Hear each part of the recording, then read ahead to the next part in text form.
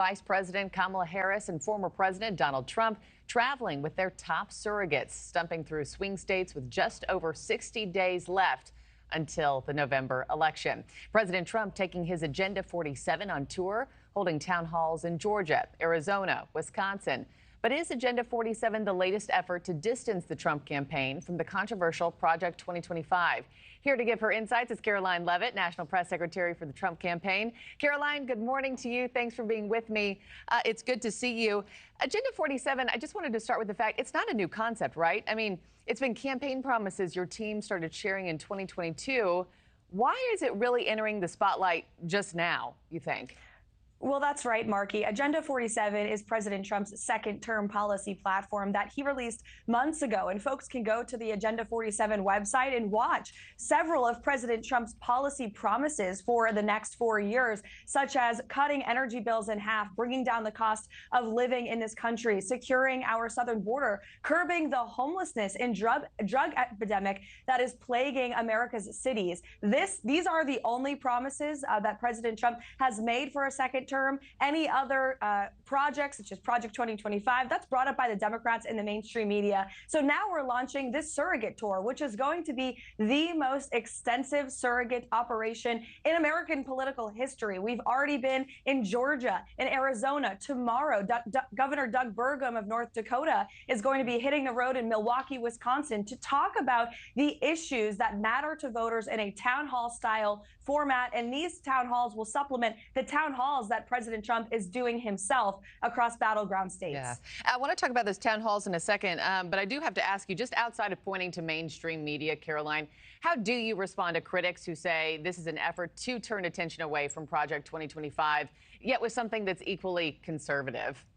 Well, this is an effort by the Kamala Harris campaign and the Democrat Party to lie about President Trump and his positions and to tie him to something that, again, he has nothing to do with, never has. The Agenda 47 platform and the 20 promises made by President Trump to the American people, that's part of our Republican National Committee platform that we unveiled at the very successful RNC convention in Milwaukee, Wisconsin. Those are the only policies that the American people should look towards, and they're policies of optimism and success for the next 4 years of this country. And President Trump talks about them every day, all the time. He's constantly sitting down for media interviews to talk about his plans for the next 4 years, unlike Kamala Harris, who we're now on day 45 without her doing a solo sit-down interview. And President Trump looks forward to the big debate next week to actually have a real robust debate and discussion about the issues that matter to voters and his plans to solve the problems that Kamala Harris and Joe Biden have created.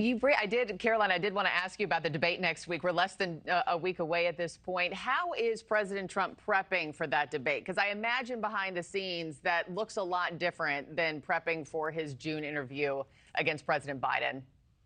Well, look, it actually doesn't. President Trump does not do traditional debate prep where you have an actor stand in as the opposing candidate. Frankly, he doesn't need it. President Trump has proven to be one of the best political debaters in modern history. That's why he knocked out his opponent, Joe Biden, at the time off the race. That's why we have Kamala Harris as the Democrat Party's nominee today, because of that dominant debate performance. So President Trump is meeting with policy advisors to discuss the issues that will come up on that debate stage. But his preparation, Markie, comes every single day out on the campaign trail, when he's taking questions directly from voters, when he's sitting down for media interviews, even with hosts that he knows are hostile to him. But he doesn't care, because he cares about getting his message across to the American public. Again, unlike Kamala Harris, who doesn't sit down for media interviews, has only done one and had to bring her running mate with her. She needs to do a solo press conference. She needs to do a solo interview. The Harris campaign also tried to change the debate rules in the final hour, saying they wanted her to bring notes onto the debate stage. That's unacceptable. You can't bring notes into your negotiations with Vladimir Putin. You shouldn't need to bring them on the debate stage. Yeah, well, it's a big week ahead, both of them trying to reach the masses right now. Karoline Leavitt,